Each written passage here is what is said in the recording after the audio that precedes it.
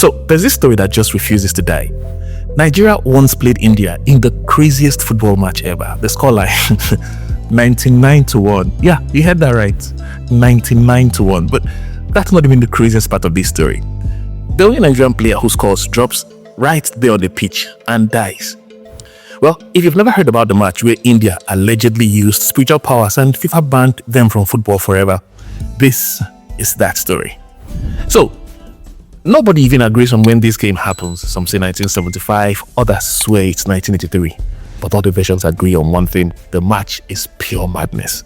Nigeria's Green Eagles, as they were then called, versus India's Blue Tigers. The stadium is packed to the brim, trumpets, drums, flags, fans screaming. You know how Nigerians can be when it comes to football. Supporters clubs are ready, the atmosphere is electric. And then the players walk out. The Green Eagles look sharp in their bright green and white jerseys, and the Blue Tigers of India look equally good as they walk out in their blue and orange kits. But something is off. The Indians are barefoot, no boots and no shin guards, just bare feet on the green grass, going toe-to-toe. Or rather, toe-to-boot against Nigeria's heavy leather studs. Now, in any normal match, this would be an automatic advantage for Nigeria. I mean, you're wearing boots, they're barefoot. This should be easy. And at first, everyone laughs, but then the opening whistle blows and the ball moves. And suddenly, it's not funny anymore. An Indian player takes a shot, but the ball doesn't stay as one. It splits. First into 2, then 3. Some people even say 5. Our goalkeeper dives one way, desperate to catch something, but the real ball rolls calmly into the net on the other side. And this is where the story goes from weird to absolutely insane. Sometimes, the ball looks normal. Other times, it's a roaring lion. Fans scream, defenders scatter, and then, bam! It's a goal. Next attack, the ball is on fire. Imagine you're a defender and a fireball is flying straight at your face. What exactly do you do? Well, you don't block it, you don't tackle it, you just dodge. And here's the thing. Every version of this story adds something new. Some people say the ball would sometimes turn into a stone. Others say it would disappear completely and appear inside the net. But whatever the case, the goals keep coming. 10, 20, 50, 90. The Green Eagles look helpless at this point, their wings completely clipped.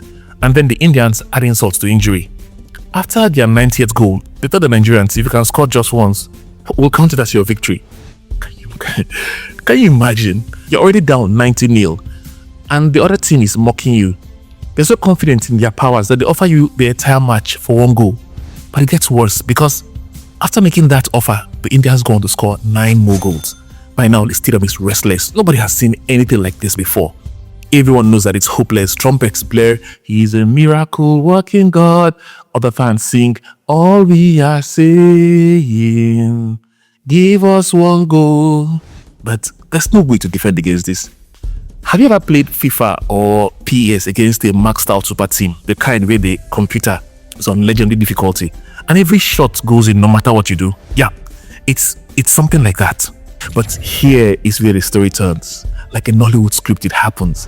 One Nigeria player picks up the ball, he turns, he twists, he beats 1, he beats 2, he beats 3, the whole stadium rises, he shoots, he scores, and the place goes absolutely wild. The trumpets suddenly begin to blow loudly again. The sound of the drums rise to a fever pitch. Teammates jump on the blare as in wheels away in celebration. People are hugging strangers, grown men are crying. Finally, our pride has been restored. And remember, by India's own mockery, this one goal means that Nigeria has won. Well, the referee eventually blows the whistle for the players to return to the center so the match can restart. I mean, Nigeria has already won, but the match still has to end. The players begin to jog back to the center circle, but one player is on the floor, motionless. A hush falls over the stadium. People begin to whisper. The players track back to check on their teammates. He's the guy who just scored their goal. At first, people think it's exhaustion. After all, he just scored against barefoot sorcerers, so of course he must be tired. But no, he's not moving. And this is the moment where the story stops being funny, because up until now, you could laugh at the multiplying balls and the fireballs and the lions. But this part hits different. The players signal to the bench to send in the medics. Others place their hands on their heads, and if you're already crying, because the player is not moving at all. And then the news breaks. He's dead, right there on the pitch. And that's the detail that makes this story unforgettable. Because now it's not just about the crazy scoreline anymore. It's witchcraft. When the news breaks around the stadium, people are furious. And of course, FIFA is furious as well. And so out of anger, FIFA bans India from international football.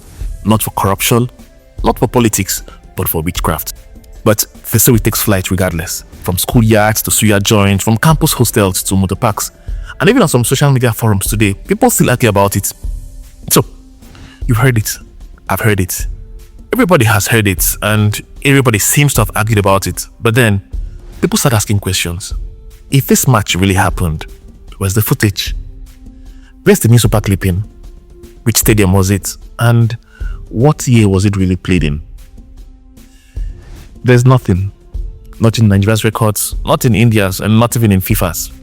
And the dead player, well, that part falls apart too. Some say it was Samuel Okaraji, but no, he unfortunately would collapse years later in 1989 during a World Cup qualifier against Angola. Others say it was Teslim Thunder Balogun, but he had retired long before this mythical match ever took place. And so, the deeper you dig, the less you find. So, what's the truth? Well, the only time India were ever banned from a World Cup was when they withdrew from the 1950 tournament. And it wasn't because anyone banned them from attending. They pulled out because of high costs, logistics, and poor preparation. Also, the reason India hasn't been to many World Cups since then is simple. They just haven't qualified. That's it. So, Nigeria versus India never happened. There was no 99-1 scoreline, no magic, no witchcraft, and definitely no barefoot Sasaras. But isn't it kind of magical that a story with zero evidence has survived longer than most verified sports records? It's been told in every Nigerian school, every motor park, and most family gatherings. Maybe that's the real magic. So the next time you hear someone retell this story, you can either be a good sport and add some extra spice, or you can be a killjoy. Tell them the truth. It's your call. Well, if you enjoyed this story and would want to see more like it, then please like, share, and subscribe for more.